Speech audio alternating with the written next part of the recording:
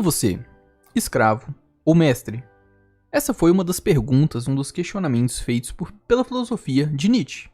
E no vídeo de hoje, a gente vai comentar e mergulhar a fundo na filosofia de Friedrich Nietzsche, explorando seu conceito de escravo e mestre, e como isso se relaciona com nossas vidas. Friedrich Nietzsche foi um filósofo alemão do século XIX.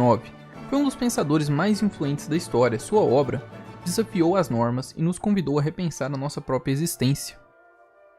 Para compreendermos suas ideias sobre escravidão e maestria, primeiro vamos conhecer um pouco mais sobre a vida e o contexto histórico de Nietzsche. Friedrich Nietzsche nasceu em 1844, na Prússia, uma região que fazia parte do que hoje conhecemos como Alemanha. Ele cresceu durante um período de profunda transformação na Europa, marcado pelo surgimento da Revolução Industrial e pelas mudanças sociais e políticas.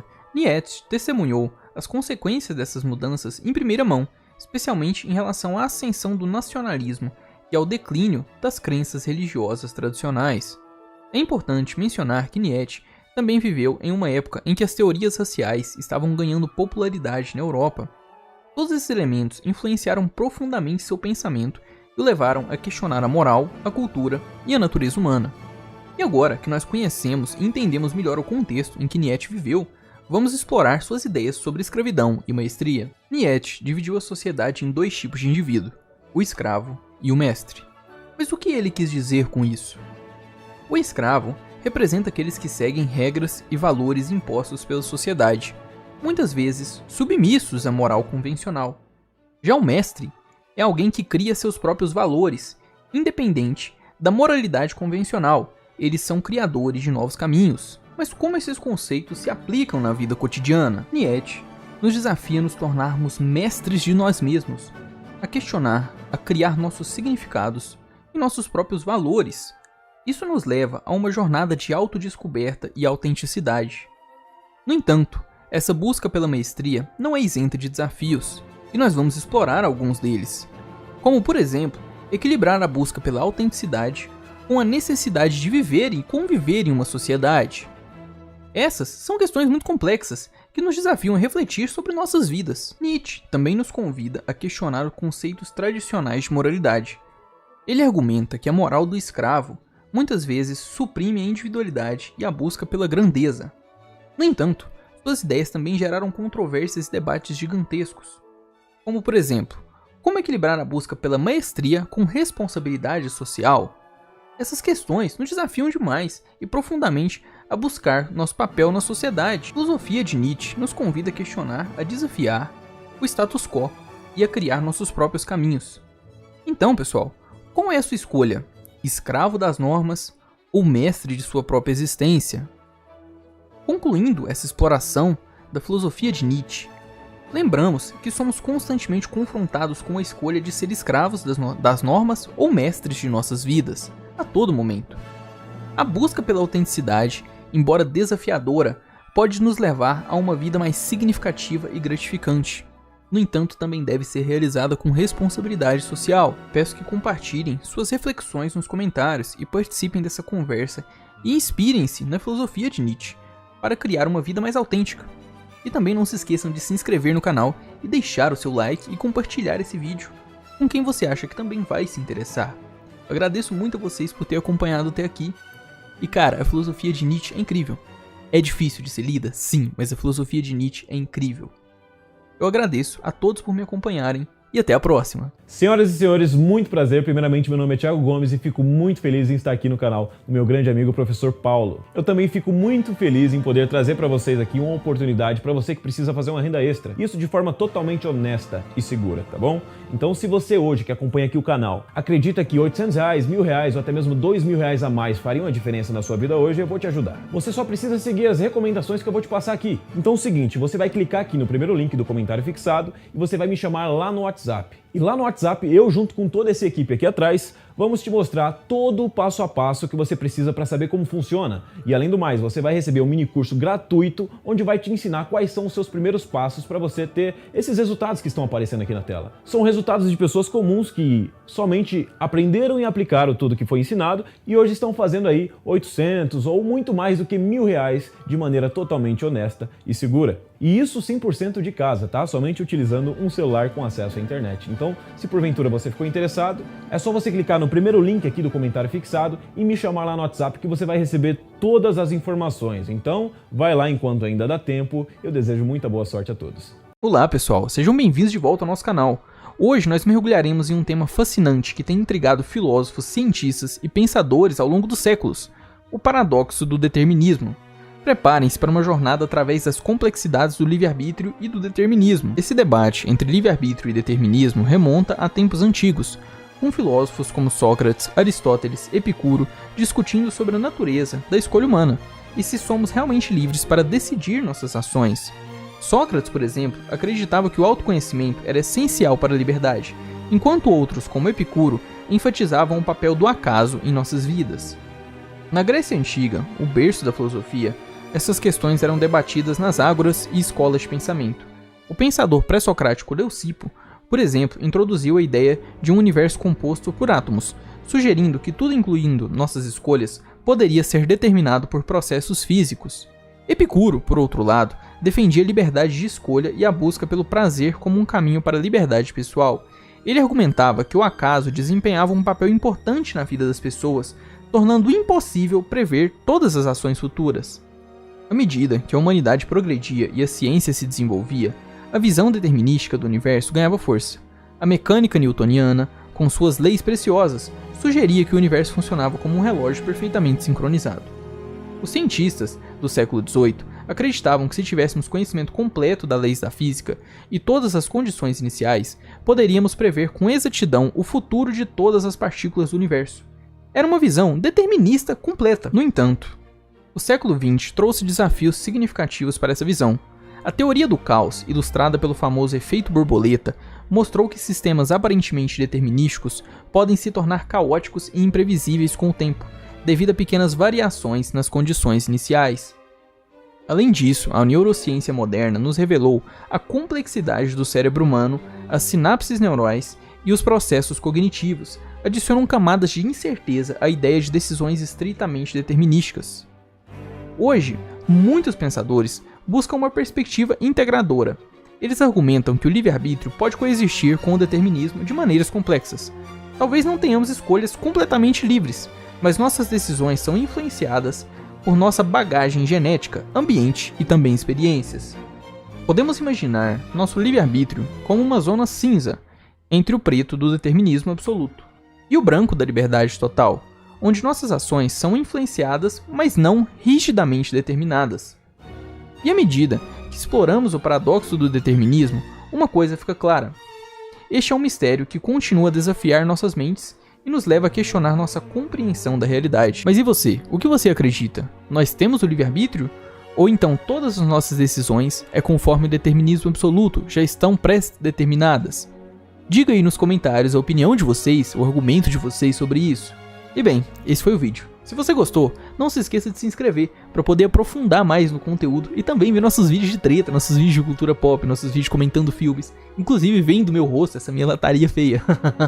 Não se esqueça de se inscrever, deixar seu comentário e fique agora no finalzinho com o recado dos nossos patrocinadores. Senhoras e senhores, muito prazer. Primeiramente, meu nome é Thiago Gomes e fico muito feliz em estar aqui no canal do meu grande amigo professor Paulo. Eu também fico muito feliz em poder trazer para vocês aqui uma oportunidade para você que precisa fazer uma renda extra. Isso de forma totalmente honesta e segura, tá bom? Então, se você hoje que acompanha aqui o canal acredita que R$800, R$1.000 ou até mesmo R$2.000 a mais fariam a diferença na sua vida hoje, eu vou te ajudar. Você só precisa seguir as recomendações que eu vou te passar aqui. Então é o seguinte, você vai clicar aqui no primeiro link do comentário fixado e você vai me chamar lá no WhatsApp. E lá no WhatsApp, eu junto com toda essa equipe aqui atrás, vamos te mostrar todo o passo a passo que você precisa para saber como funciona. E além do mais, você vai receber um mini curso gratuito, onde vai te ensinar quais são os seus primeiros passos para você ter esses resultados que estão aparecendo aqui na tela. São resultados de pessoas comuns que somente aprenderam e aplicaram tudo que foi ensinado e hoje estão fazendo aí 800 ou muito mais do que R$1.000 de maneira totalmente honesta e segura. E isso 100% de casa, tá? Somente utilizando um celular com acesso à internet. Então, se porventura você ficou interessado,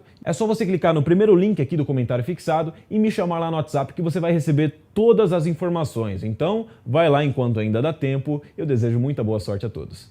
Neste vídeo, vamos mergulhar em um enigma da filosofia e matemática que envolve uma corrida intrigante entre Aquiles, o herói grego, e uma tartaruga. Vamos entender por que Zenão argumentou que Aquiles nunca alcançaria a tartaruga, baseado na lógica. E agora vamos adentrar neste paradoxo. Zenão, o filósofo grego antigo, apresentou um desafio intelectual fascinante envolvendo Aquiles e uma tartaruga. Para compreender esse paradoxo, Zenão dividiu a corrida entre eles em uma série infinita de etapas, cada uma representada por um ponto específico na pista. Mas aqui já está o ponto crucial. Zenão argumentou que quando Aquiles alcança o ponto onde a tartaruga estava no início da corrida, a tartaruga já avançou um pouco para um ponto novo na pista. E à medida que Aquiles chega a esse ponto novo, a tartaruga avança novamente. Esse processo aparentemente infinito de Aquiles perseguindo a tartaruga pode ser dividido em infinitos passos, e Zenão argumentou que matematicamente Aquiles nunca alcançaria a tartaruga, pois sempre haveria um novo ponto para a tartaruga alcançar. Isso cria um dilema intrigante, porque intuitivamente sabemos que Aquiles é muito mais rápido que a tartaruga. No entanto, Zenão usou essa divisão infinita para argumentar que, de acordo com a lógica, Aquiles nunca, jamais alcançaria a tartaruga. Portanto, o paradoxo de Zenão nos desafia a repensar nossa compreensão do movimento, do infinito e da própria lógica. Mesmo que Aquiles seja de fato mais rápido, Zenão nos faz questionar como a divisão infinita pode criar essa situação paradoxal onde ele nunca alcança a tartaruga. E agora vamos dar um mergulho mais profundo nos paradoxos de Zenão. Vamos para o segundo paradoxo, que é o da flecha em movimento. Imagine uma flecha em pleno voo. A intuição nos diz que a flecha está se movendo através do ar, mas Zenão mais uma vez questionou essa ideia fundamental. Zenão argumentou que se dividirmos o tempo em movimentos individuais, cada um representando um instante, a flecha está em repouso em cada um desses momentos. Isso significa que em cada momento a flecha não está realmente em movimento, ela está parada. Portanto, se a flecha está parada em todos os momentos, como ela pode estar em movimento? Zenão nos desafia a pensar no tempo como uma série de instantes congelados, como se fosse uma fotografia, em oposição a uma continuidade fluida. Sob essa perspectiva, a flecha nunca realmente se move, porque em cada instante ela está em repouso. Este paradoxo nos leva a questionar nossa compreensão fundamental do movimento e do tempo. Afinal, nossa experiência cotidiana nos diz que as coisas estão sempre em movimento, mas Zenão nos leva a uma reflexão profunda sobre como percebemos a realidade. Portanto, o paradoxo da flecha em movimento nos desafia a explorar as complexidades da natureza do tempo, do movimento e também da própria realidade. E agora chegamos à terceira parte do nosso vídeo, onde tentamos compreender a mente de Zenão e a solução para os seus enigmas, aparentemente insolúveis. Vamos descobrir como matemáticos e filósofos modernos resolveram esses paradoxos intrigantes. Os paradoxos de Zenão desafiaram a mente de muitos, mas no final foi no campo da matemática que trouxe as respostas. No centro dessa solução está um conceito fundamental, que é o conceito de limite. Então, o que é um limite na matemática? Bem, é uma ideia que nos permite lidar com valores que se aproximam infinitamente de um certo ponto, sem nunca realmente atingi-lo. Os limites nos permitem entender como, mesmo que dividamos o tempo ou o espaço infinitamente, ainda podemos chegar a resultados finitos e compreensíveis. Imagine uma linha que se aproxima infinitamente de um ponto, mas nunca cruza essa barreira. Isso é exatamente o que acontece com a flecha de Zenão, mesmo que consideremos parada em cada instante. O conceito de limite nos mostra que, em um contexto mais amplo, ela realmente se move. Graças a essa ideia, a matemática moderna e a filosofia puderam reconciliar a aparente contradição entre o contínuo e o discreto, o movimento e o repouso. Portanto, os paradoxos de Zenão não são mais um mistério.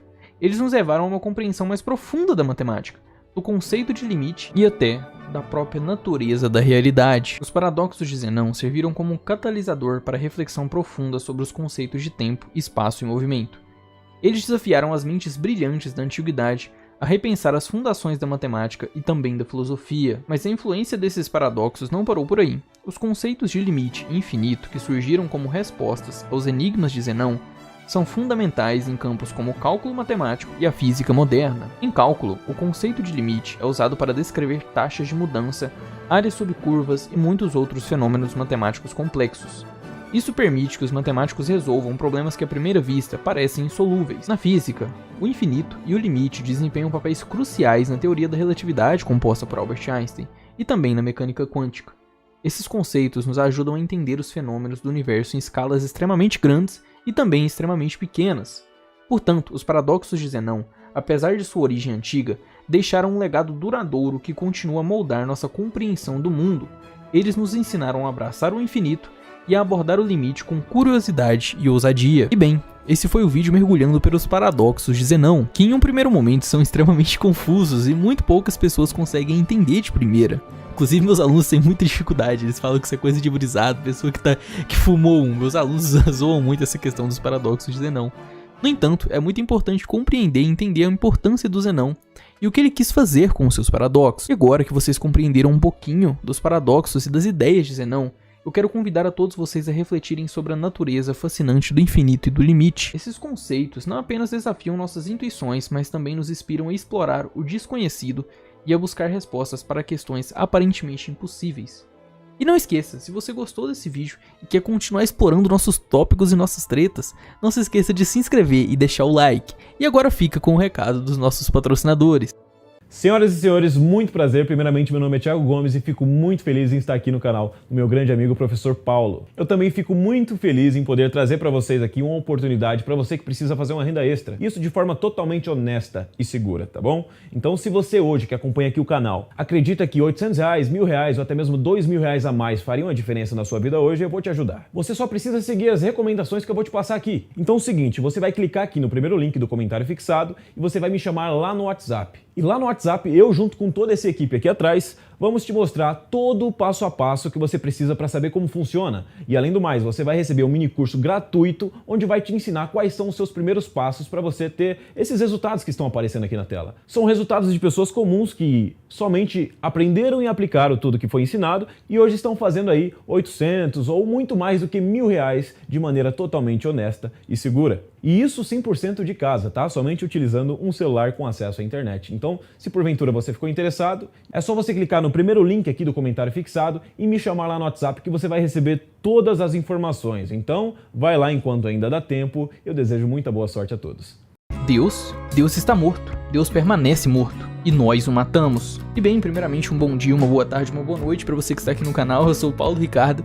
E no vídeo de hoje, um vídeo um tanto quanto diferente, vamos comentar a respeito dessa frase que foi dita por Nietzsche. E essa frase foi uma das mais impactantes e controversas ditas pelo filósofo, que gerou uma polêmica e gera uma polêmica até os dias de hoje. Para compreender plenamente o significado dessa frase, é crucial entender o contexto em que Nietzsche a proferiu, no século XIX. Marcado por avanços científicos e mudanças culturais, a crença tradicional em Deus e na religião estava sob questionamento. Nietzsche, conhecido por suas críticas à moral tradicional e à metafísica, proclamou essa frase como uma espécie de declaração simbólica. Quando Nietzsche diz "Deus está morto", não se trata apenas de uma observação sobre a religião, é uma afirmação mais profunda sobre a mudança nos valores fundamentais de uma sociedade.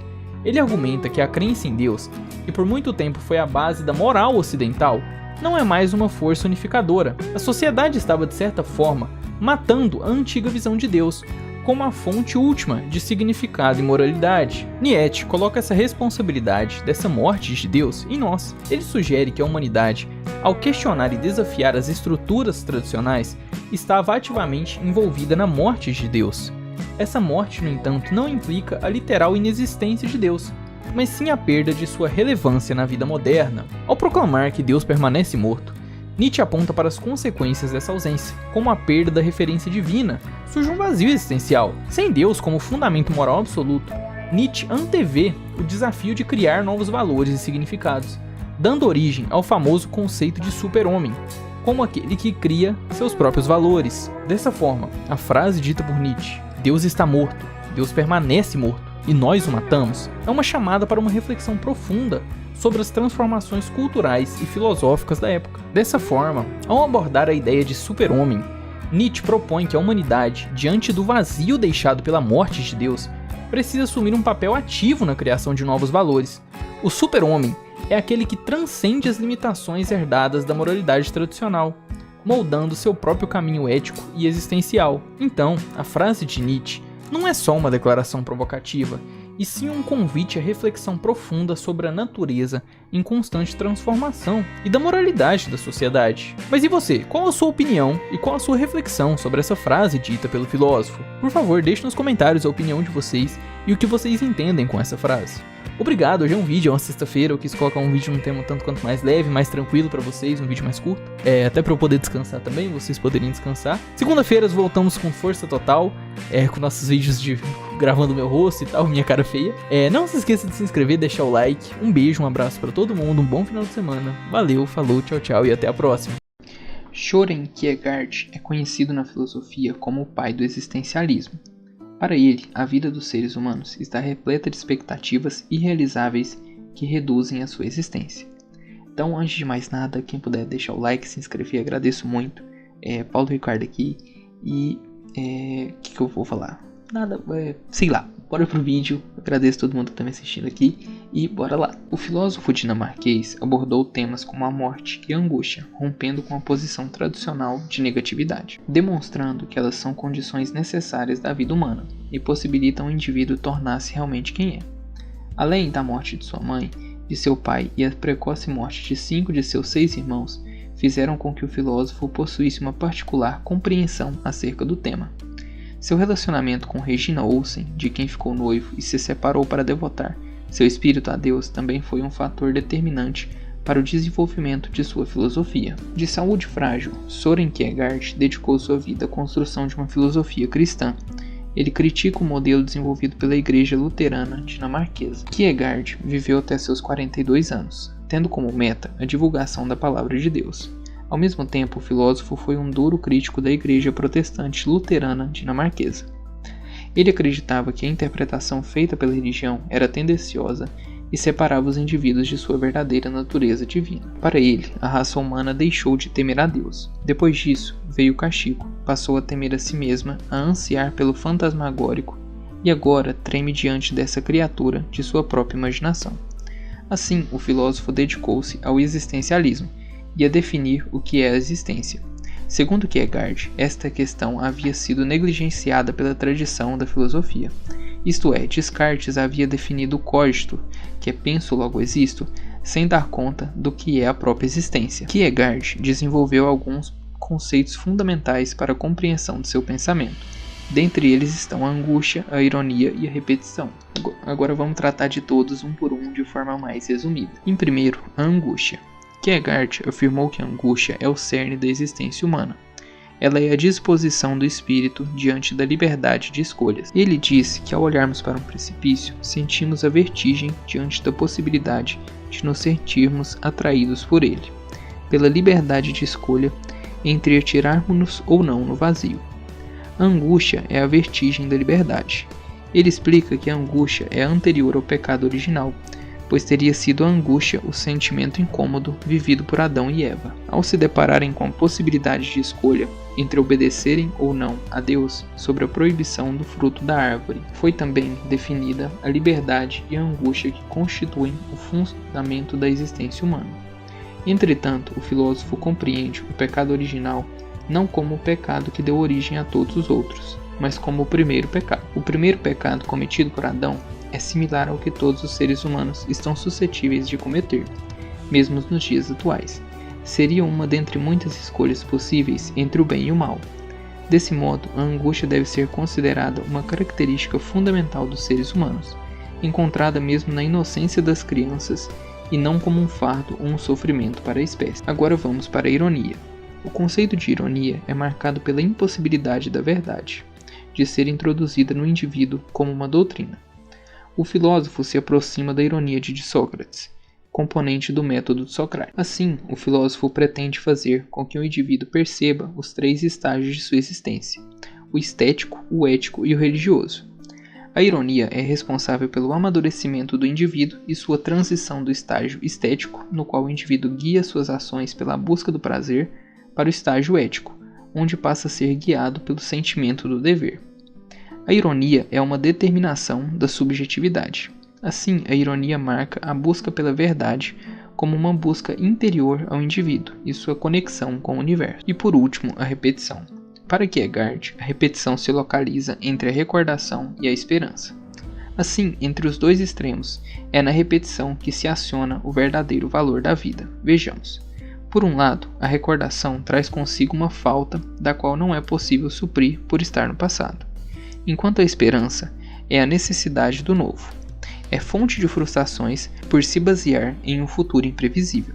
Assim, o desejo de repetição é a condição do indivíduo maduro, que se encontrou as bases seguras para o desenvolvimento de uma vida saudável. O indivíduo só pode ser responsável pela repetição, já que a recordação é um passado irrecuperável e a esperança é um futuro incerto.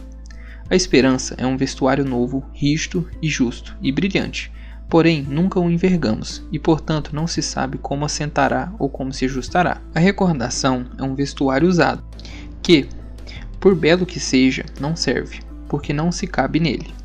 A repetição é um vestuário inalterável, que assenta firme e delicadamente, não aperta e nem flutua. Kierkegaard escreveu diversos livros, em sua breve vida.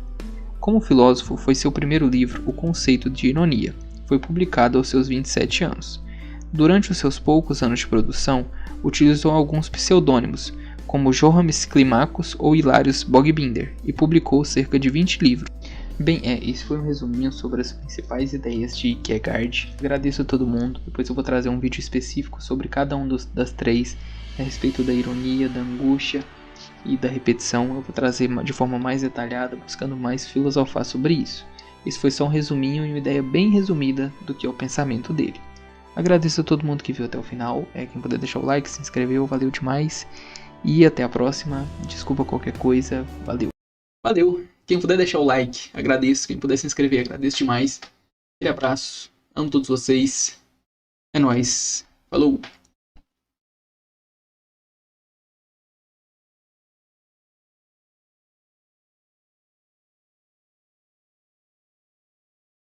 Navegando na solidão digital. Hoje vamos explorar uma frase intrigante de Zygmunt Bauman. Estamos sós juntos enquanto a tela brilha. Bauman, renomado sociólogo, nos desafia a refletir sobre a nossa era digital e as relações humanas. Vamos descobrir quem era Bauman e como suas palavras podem nos ajudar a encontrar significado nas conexões digitais. Prazer, para quem não me conhece, eu sou o Paulo Ricardo, professor de Filosofia e Sociologia, e bora pro vídeo. Quem era Zygmunt Bauman? Bauman foi um sociólogo polonês, conhecido por suas análises críticas sobre a sociedade contemporânea. Ele explorou a fluidez das relações humanas, a globalização e a era da informação.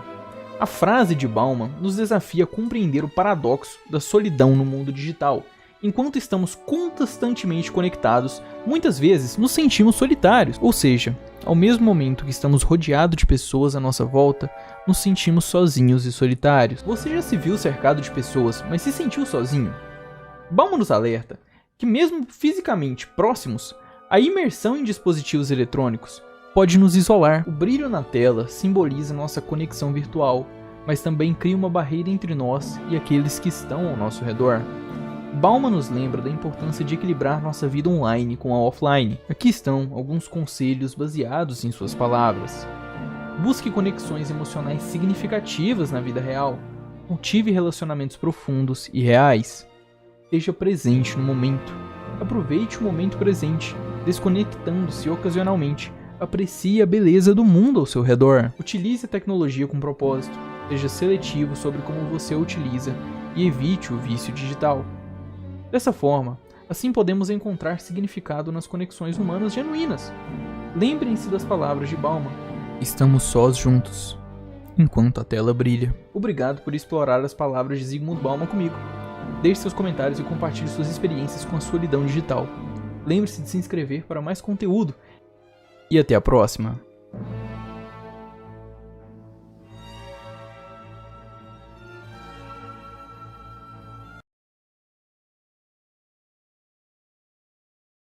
Filosofia da religião. A questão sobre a possibilidade de conciliar fé e razão deu origem à filosofia da religião. Podemos entender a religião, de uma forma ampla, como um sistema de crenças e as práticas a elas referentes. Em quase todas as culturas há pelo menos uma expressão que possamos chamar de religiosa.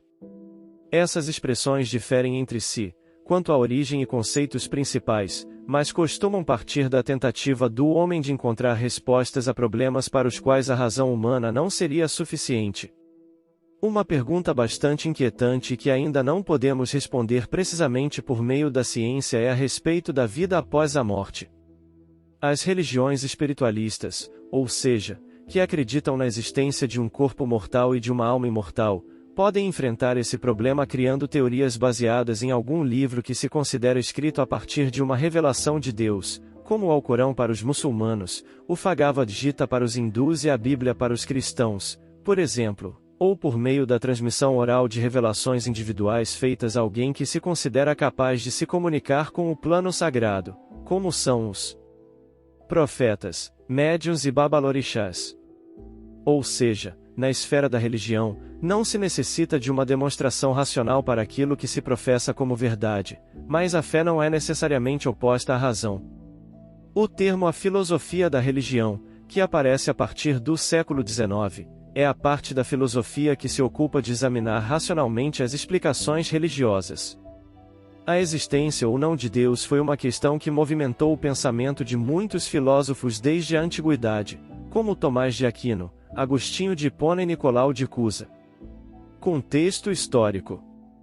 O cenário histórico que serve de pano de fundo para a discussão desses pensadores é o desenvolvimento e ascensão do cristianismo e grande influência da Igreja Católica como instituição social. Se o Império Romano se esfacelava, a Igreja acumulou grande riqueza material. Se o Império Romano sofria ataques de povos bárbaros, a Igreja desempenhava o papel de conciliadora entre a nobreza feudal. A fé cristã, segundo a doutrina da Igreja Católica, era a verdade mais elevada. Qualquer ato que discordasse do postulado pela Igreja era considerado uma heresia. Todas as investigações filosóficas e científicas tinham que partir do pressuposto de que a verdade já havia sido revelada pelo próprio Deus. A única tarefa possível à ciência e à filosofia era a comprovação racional da fé. Muitos pensadores cristãos investiram nesse trabalho e tentaram, a partir da filosofia grega ou contra ela, convencer os descrentes.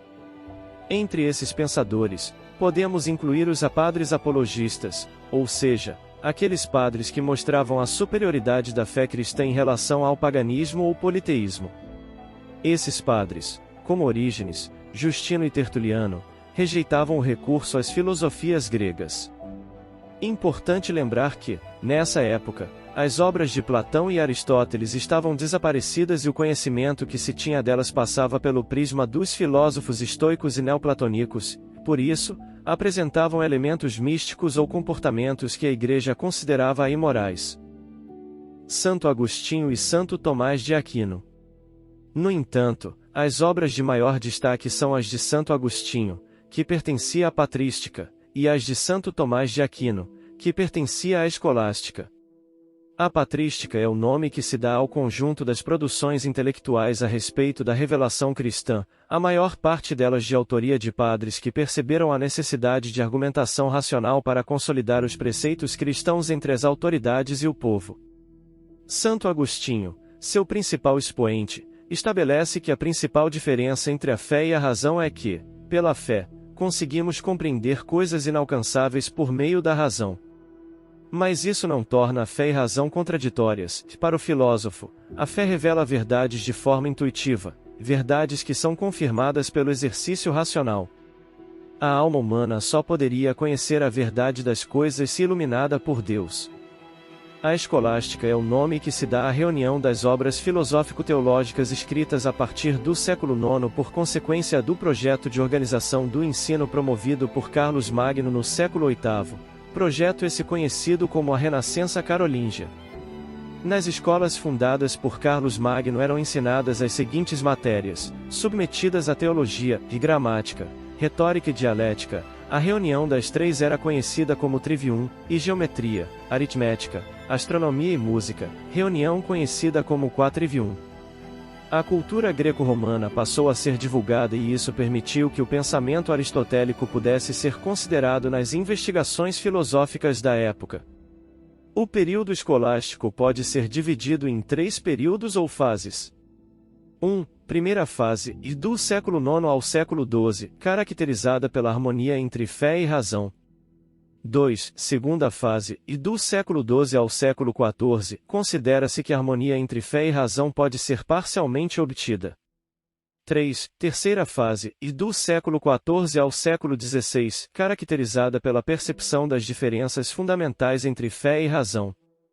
A obra de Santo Tomás de Aquino pertence à segunda fase e pretendia retomar os pensamentos de Aristóteles para explicar os pontos principais da fé cristã. Ao fazer isso, no entanto, criou um sistema próprio, dentro do qual conseguiu elaborar 5 provas racionais da existência de Deus. Por esse motivo foi proclamado doutor angélico e o doutor por excelência pela Igreja Católica. Sua extensa obra foi considerada, inclusive, um argumento a favor de sua canonização. A importância dos argumentos de Tomás de Aquino, apesar de serem refutados, para a questão da conciliação entre fé e razão é que eles negam a possibilidade de se conhecer a Deus sem passar pelo mundo sensível, ou seja, por meio de uma experiência direta, e 2, que só se pode conhecer a Deus pela fé. A busca científica encontra legitimidade também na filosofia tomista, pois, se o Criador deixa suas marcas em tudo que cria, o interesse pela investigação corresponde à necessidade intrínseca ao homem de conhecê-lo. Para o filósofo alemão Friedrich Nietzsche, o cristianismo reforçou uma moral dotada de submissão, pecado e culpa. A própria moral, dirá o filósofo, é um instrumento para o enfraquecimento dos fortes. Por esse motivo, a tradição ocidental, resultado desse processo de enfraquecimento, é tão distinta do Estado grego que reunia, pelo espírito guerreiro de seu povo e de uma religião que não o tentava domesticar, as condições para o aparecimento da tragédia, maior expressão artística dos helenos. Sobre a religião grega, Nietzsche sublinha no parágrafo 114 de A Humano, demasiado humano a que os helenos não se referiam aos deuses como se fossem acima de si, ou seja, não tinham uma relação de submissão em relação a eles. Os deuses serviam como um exemplo do melhor que os humanos poderiam alcançar, um ideal, diferente do cristianismo que, em suas palavras, a esmagou e alquebrou completamente o homem, e o mergulhou como que em um profundo lamaçal. Um aspecto relevante da religião grega era a inexistência de um livro sagrado. As crenças eram difundidas com uma visão não dogmática e sem uma autoridade que teria o direito de proteger os dogmas. Valeu! Quem puder deixar o like, agradeço. Quem puder se inscrever, agradeço demais. Aquele abraço. Amo todos vocês. É nóis. Falou! E bem, bem-vindos de volta ao nosso canal. Hoje nós vamos explorar um conceito fascinante que molda a nossa sociedade contemporânea, a famosa modernidade líquida. E você já se perguntou por que tudo parece estar mudando tão rapidamente e por que as relações humanas são cada vez mais efêmeras e como a tecnologia está transformando nossa vida? Então você está no lugar certo. Hoje mergulharemos fundo nesse conceito intrigante proposto pelo sociólogo Zygmunt Bauman. Vamos entender o que é a modernidade líquida, como ela afeta a nossa sociedade e por que é tão relevante para o nosso mundo em constante evolução. Então fique ligado, porque este é um tópico que vai expandir sua compreensão sobre a vida moderna. Zygmunt Bauman descreveu a modernidade líquida como uma fase na evolução da sociedade. Ele argumentou que a sociedade moderna passou por uma transformação profunda, chamada modernidade sólida, para a modernidade líquida. Na modernidade sólida, as estruturas eram estáveis e previsíveis. As pessoas tinham carreiras vitalícias, relações duradouras e sistemas sociais rígidos. No entanto, Bauman argumentou que na modernidade líquida, tudo se tornou fluido. As carreiras se tornaram instáveis, as relações são efêmeras e as estruturas sociais são flexíveis. O que isso significa é que as coisas agora mudam rapidamente, quase como líquido, que se adapta a qualquer forma. Isso se aplica às nossas vidas pessoais, ao trabalho, à política e também à cultura. Na modernidade líquida, não há mais trajetória de vida única. As pessoas frequentemente mudam de emprego, cidade ou de parceiro romântico. As tecnologias evoluem em um ritmo alucinante, alterando nossa forma de viver e de se relacionar. A falta de estruturas sólidas torna a sociedade mais complexa e desafiadora. Isso também traz oportunidades, mas também incertezas. Em resumo, a modernidade líquida, como conceituada por Zygmunt Bauman, nos diz que a sociedade contemporânea é caracterizada pela fluidez, instabilidade e falta de estruturas sólidas. Isso influencia a forma como vivemos, trabalhamos, nos relacionamos e até mesmo como percebemos o mundo ao nosso redor. É um conceito profundo que nos ajuda a entender os desafios e as oportunidades da nossa era. Agora que entendemos o conceito de modernidade líquida, vamos explorar como essas características afetam nossa sociedade e nossas vidas. Para entender melhor o conceito de modernidade líquida, é fundamental fazer uma breve contextualização histórica e examinar as mudanças sociais e tecnológicas que contribuíram para sua emergência. Zygmunt Bauman desenvolveu suas ideias sobre a modernidade líquida no final do século XX e início do século XXI, em um período marcado por transformações profundas. Nas décadas de 1980 e 1990, o mundo testemunhou o colapso de regimes políticos, como a União Soviética e o fim da Guerra Fria. Esses eventos geopolíticos tiveram um impacto significativo na configuração global. Além disso, a revolução tecnológica estava em pleno vapor. O surgimento da internet, a polarização dos computadores pessoais e a expansão das telecomunicações transformaram a forma como nos comunicamos e acessamos as informações. As mudanças na economia também foram notáveis. O modelo de trabalho tradicional, como empregos estáveis e carreiras lineares, deu lugar a uma economia mais flexível e orientada para a inovação. Esses fatores, juntamente com outros eventos sociais, políticos e culturais, contribuíram para a ascensão da modernidade líquida. A fluidez, a instabilidade e a falta de estruturas sólidas tornaram-se características marcantes da sociedade contemporânea. Portanto, quando Bauman desenvolveu suas ideias sobre a modernidade líquida, ele estava observando o mundo em transformação e tentando dar sentido a essas mudanças profundas. E agora que nós temos essa contextualização e história em mente, estamos prontos para explorar como a modernidade líquida se manifesta em nossa sociedade e como ela molda nossas vidas. Vamos explorar suas características fundamentais que nos ajudarão a compreender como ela se manifesta. A primeira é a flexibilidade nas relações. Uma das características marcantes da modernidade líquida é a flexibilidade.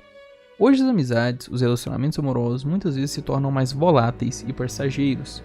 Por exemplo, as redes sociais nos permitem fazer novas amizades instantaneamente, mas também podem levar à sensação de uma conexão superficial.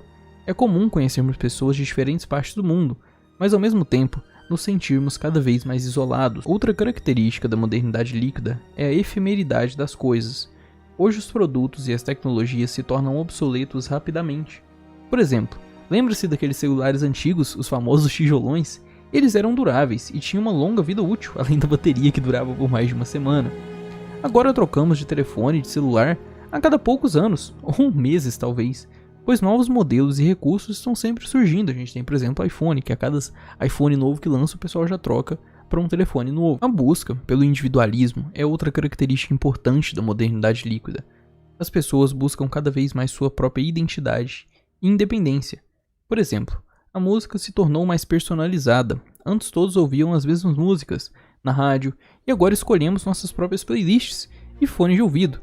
Nos isolam em nossos mundos sonoros. Em resumo, a modernidade líquida se caracteriza pela flexibilidade nas relações, pela efemeridade das coisas e pela busca do individualismo. Essas características moldam nossa sociedade contemporânea de maneira profunda. À medida que continuamos nossa jornada para explorar a modernidade líquida, veremos como esses aspectos influenciam na nossa vida cotidiana, nossas decisões e até mesmo nossas aspirações. Agora que compreendemos as características da modernidade, é hora de explorar como ela impacta diretamente a vida das pessoas. Desde os relacionamentos pessoais até o mercado de trabalho, essa transformação é profunda. Nas relações pessoais, a modernidade líquida trouxe desafios significativos. A flexibilidade nas amizades e relacionamentos pode levar a um sentimento de instabilidade e superficialidade. Por outro lado, a modernidade líquida também oferece oportunidades únicas. As redes sociais e a conectividade global nos permitem conhecer pessoas de diferentes culturas e backgrounds, enriquecendo nossas vidas com novas perspectivas. Já no mercado de trabalho, a busca pelo individualismo e a flexibilidade são mais evidentes do que nunca. Os empregos tradicionais com carreiras lineares estão se tornando cada vez menos comuns. No entanto, essa dinâmica abre portas para o empreendedorismo e trabalho autônomo. As pessoas têm a oportunidade de criar suas próprias carreiras e explorar diferentes áreas de interesse. Dessa forma, a modernidade líquida traz consigo desafios como a ansiedade pela falta de estabilidade e a dificuldade de construir relacionamentos profundos. No entanto, também oferece oportunidades emocionantes. A flexibilidade permite a adaptação a novos desafios e a exploração de diferentes caminhos.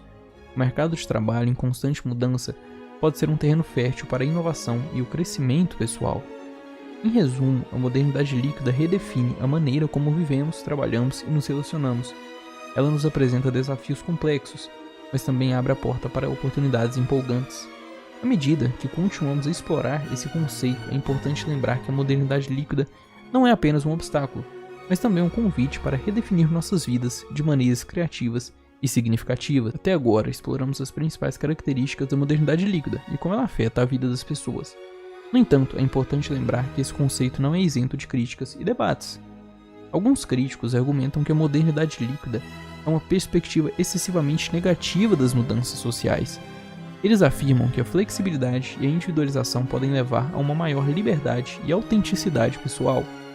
Por outro lado, outros veem a modernidade líquida como uma análise precisa das complexidades da sociedade contemporânea. Eles acreditam que a instabilidade nas relações e no mercado de trabalho pode resultar em ansiedade e alienação. Esses debates e críticas têm uma grande relevância na sociologia contemporânea. O conceito de modernidade líquida desencadeou uma discussão profunda sobre como as sociedades estão se transformando. Sociólogos, antropólogos e cientistas sociais têm a oportunidade de examinar as mudanças e tecnologias sob uma nova luz. Essas discussões ajudam a moldar nossa compreensão do mundo em constante evolução. Em última análise, as críticas e debates em torno da modernidade líquida são essenciais para o progresso da sociologia. Ao considerar diferentes perspectivas, podemos aprofundar nossa compreensão das complexidades da sociedade contemporânea. Conforme continuamos nossa jornada de exploração, lembramos que a sociologia é uma disciplina dinâmica, onde o debate e a análise crítica são fundamentais para avançarmos em direção a uma compreensão mais complexa do nosso mundo em constante mudança. A modernidade líquida não é um conceito restrito à academia, ela também se reflete na cultura popular.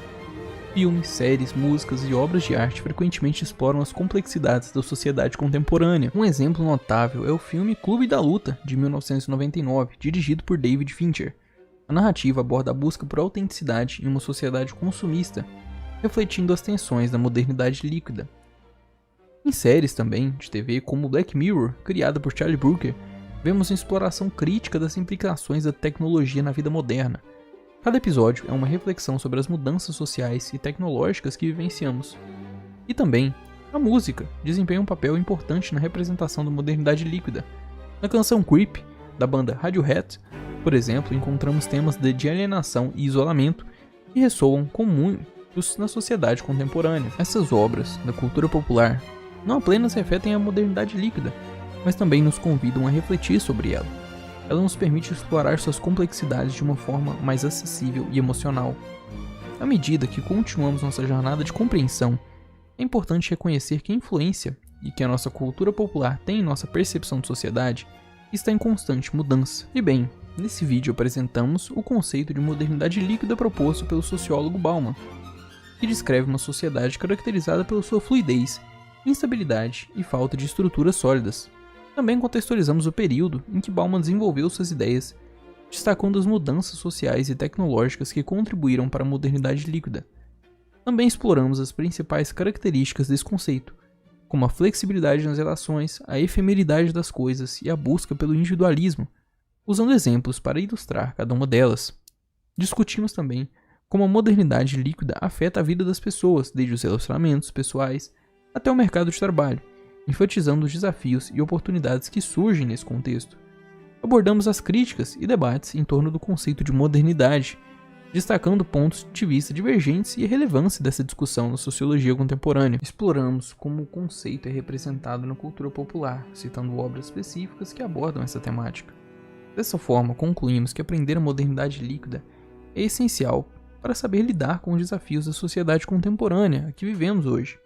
A análise crítica e a reflexão sobre as mudanças sociais e tecnológicas nos permitem navegar por esse mundo em constante evolução de forma mais informada e consciente. A modernidade líquida é uma jornada que ainda está em andamento, e nossa compreensão dela continuará a evoluir à medida que enfrentamos os desafios e oportunidades do século XXI. A sociologia nos proporciona as ferramentas necessárias para explorar essa jornada, e espero que esse vídeo tenha contribuído para expandir seu conhecimento sobre essa fascinante área do estudo e principalmente sobre um dos meus sociólogos favoritos, que é o Bauman. E antes de encerrar, gostaria de incentivar você, nosso valioso espectador, a participar ativamente desse diálogo. Deixe seu comentário abaixo, compartilhe esse vídeo com amigos e familiares que também possam se interessar pelo tema. E não se esqueça de se inscrever em nosso canal, para ficar por dentro das últimas explorações de conceitos e ideias fascinantes e também nossos vídeos de treta. Então, até a próxima e continuaremos juntos em nossa busca por compreender o mundo que nos cerca E fica agora no finalzinho com o recado dos nossos patrocinadores. Senhoras e senhores, muito prazer. Primeiramente, meu nome é Thiago Gomes e fico muito feliz em estar aqui no canal do meu grande amigo professor Paulo. Eu também fico muito feliz em poder trazer para vocês aqui uma oportunidade para você que precisa fazer uma renda extra. Isso de forma totalmente honesta e segura, tá bom? Então, se você hoje que acompanha aqui o canal acredita que R$800, R$1.000 ou até mesmo R$2.000 a mais fariam a diferença na sua vida hoje, eu vou te ajudar. Você só precisa seguir as recomendações que eu vou te passar aqui. Então é o seguinte, você vai clicar aqui no primeiro link do comentário fixado e você vai me chamar lá no WhatsApp. E lá no WhatsApp, eu junto com toda essa equipe aqui atrás, vamos te mostrar todo o passo a passo que você precisa para saber como funciona. E além do mais, você vai receber um mini curso gratuito onde vai te ensinar quais são os seus primeiros passos para você ter esses resultados que estão aparecendo aqui na tela. São resultados de pessoas comuns que somente aprenderam e aplicaram tudo que foi ensinado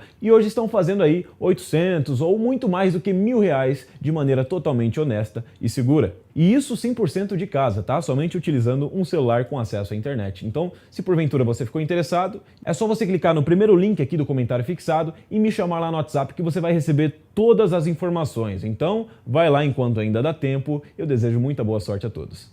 Método socrático, ironia e maiêutica. Sócrates, 470-399 a.C., é o grande marco da filosofia ocidental. Mesmo não sendo o primeiro filósofo, ele é conhecido como o pai da filosofia. Muito disso se deve à sua busca incansável pelo conhecimento e o desenvolvimento de um método para essa busca, o método socrático. Nele, a dialética socrática tinha como objetivo questionar as crenças habituais de seu interlocutor para posteriormente assumir sua ignorância e buscar um conhecimento verdadeiro. O método socrático busca afastar a doxa, opinião, e alcançar a episteme, conhecimento. Para Sócrates, somente após a falsidade ser afastada é que a verdade pode emergir. Sendo assim, seu método de investigação é composto por dois momentos, ironia e maiêutica. Ironia. A primeira parte do método socrático, conhecida como ironia, vem da expressão grega que significa perguntar, fingindo não saber. Esse primeiro momento do diálogo socrático possui um caráter negativo, pois nega as preconcepções, os pré-julgamentos e os preconceitos. A ironia era composta de perguntas feitas ao interlocutor com o objetivo de deixar claro que o conhecimento que ele julgava possuir não passava de mera opinião ou uma interpretação parcial da realidade. Para Sócrates, o não conhecimento ou a ignorância é preferível ao mau conhecimento, conhecimento baseado em preconceitos. Com isso, as perguntas de Sócrates voltavam-se para que o interlocutor percebesse que não está seguro de suas crenças e reconhecesse a própria ignorância. Sócrates, com suas perguntas, muitas vezes incomodava seus interlocutores e esses abandonavam a discussão antes de prosseguir e tentar definir o conceito. Os diálogos socráticos que acabam sem se completar são chamados de diálogos aporéticos. Aporia significa impasse ou a inconclusão. Maiêutica. A segunda etapa do método socrático é conhecida como maiêutica, que significa aparto. Nesse segundo momento, o filósofo continua fazendo perguntas, agora com o objetivo de que o interlocutor chegue a uma conclusão segura sobre o assunto e consiga definir um conceito. O nome a maiêutica teve como inspiração a própria família de Sócrates. Sua mãe, Fainarete, era parteira e o filósofo a tomou-a como exemplo e afirmava que os dois possuíam atividades semelhantes. Enquanto a mãe auxiliava mulheres a darem à luz a crianças, Sócrates auxiliava as pessoas a darem à luz a ideias. Sócrates compreendia que as ideias já estão dentro das pessoas e são conhecidas por sua alma eterna. Entretanto, a pergunta correta pode fazer com que a alma se recorde de seu conhecimento prévio. Para o filósofo, ninguém é capaz de ensinar alguma coisa a outra pessoa. Somente ela mesma pode tomar consciência, dar à luz a ideias. A reflexão é a forma de atingir o conhecimento. Por isso, é importante concluir a maiêutica. Nela, a partir da reflexão, o sujeito parte do conhecimento mais simples que já possui e segue em direção a um conhecimento mais complexo e mais perfeito. Esse pensamento socrático serviu de base para a teoria da reminiscência desenvolvida por Platão. Só sei que nada sei e a importância da ignorância. Sócrates recebeu do oráculo de Delfos uma mensagem que afirmava que ele era o mais sábio dentre os homens gregos. Questionando-se, Sócrates disse sua célebre frase: "Só sei que nada sei, como poderia ser o mais sábio?" Então, o filósofo percebeu que questionar e tomar consciência da própria ignorância é o primeiro passo na busca do conhecimento. Os ditos sábios eram seguros sobre os seus conhecimentos.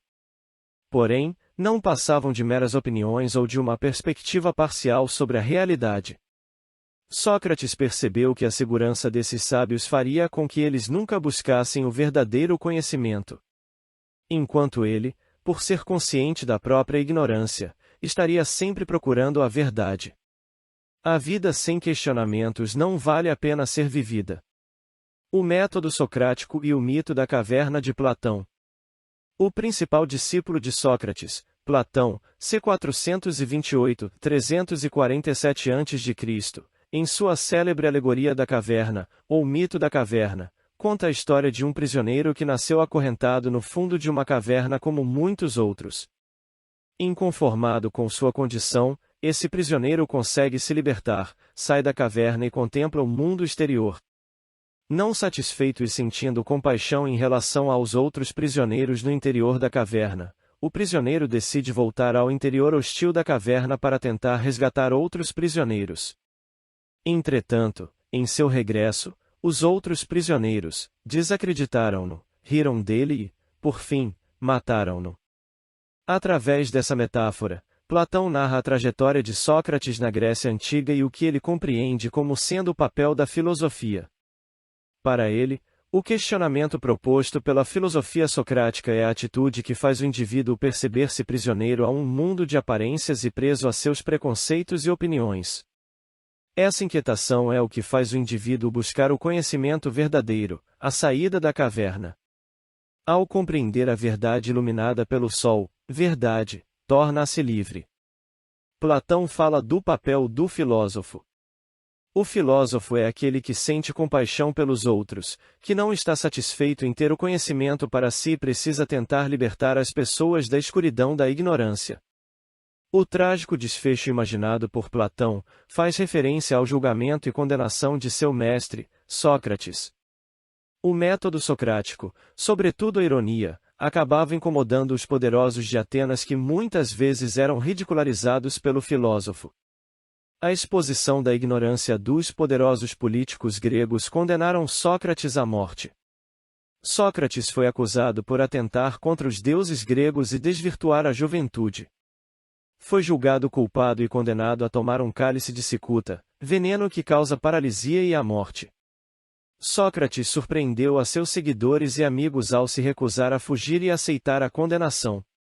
Dentre esses seguidores estava Platão. Valeu! Quem puder deixar o like, agradeço. Quem puder se inscrever, agradeço demais. Aquele abraço. Amo todos vocês. É nóis. Falou! Ambiente político e social da obra de Rousseau. A obra de Jean-Jacques Rousseau é uma das mais importantes da filosofia política, sendo um marco na reflexão sobre o contrato social, a liberdade e a igualdade. Para entender a obra de Rousseau, é necessário contextualizá-la no ambiente político e social de sua época. O Iluminismo. Rousseau viveu no século XVIII, período do Iluminismo, que se caracterizou pela defesa da razão, da liberdade e da igualdade. Os iluministas buscavam uma sociedade mais justa e igualitária, fundamentada na razão e no conhecimento. O absolutismo. O ambiente político da época de Rousseau era marcado pelo absolutismo, regime político em que o poder estava concentrado nas mãos do rei. O absolutismo era uma forma de governo centralizada e autoritária, que desconsiderava a vontade do povo e a liberdade individual. O contrato social. Em sua obra O Contrato Social, Rousseau propõe uma teoria política fundamentada na ideia de que o homem nasce livre, mas encontra-se aprisionado pela sociedade. Para ele, a solução para este problema seria a criação de um contrato social, em que os indivíduos abririam mão de parte de sua liberdade em prol do bem comum. A crítica à sociedade. Rousseau foi um crítico contundente da sociedade de sua época, que considerava corrompida e injusta. Em suas obras, ele defendeu a ideia de que a sociedade deveria ser organizada de forma mais justa e igualitária, baseada na liberdade e na igualdade. O estado de natureza. Para Rousseau, o estado de natureza seria um estado de liberdade e igualdade entre os homens, em que a natureza seria a única fonte de autoridade. No entanto, o homem teria deixado esse estado de natureza em virtude do surgimento da propriedade privada e da desigualdade social. Conclusão. A obra de Rousseau é uma crítica à sociedade de sua época e uma proposta para a construção de uma sociedade mais justa e igualitária. Seu pensamento foi um dos pilares da Revolução Francesa, que buscou instaurar uma sociedade baseada na liberdade, igualdade e fraternidade. Atualmente, sua obra continua sendo uma referência importante para o pensamento político e filosófico. Valeu! Quem puder deixar o like, agradeço. Quem puder se inscrever, agradeço demais. Aquele abraço. Amo todos vocês. É nóis. Falou!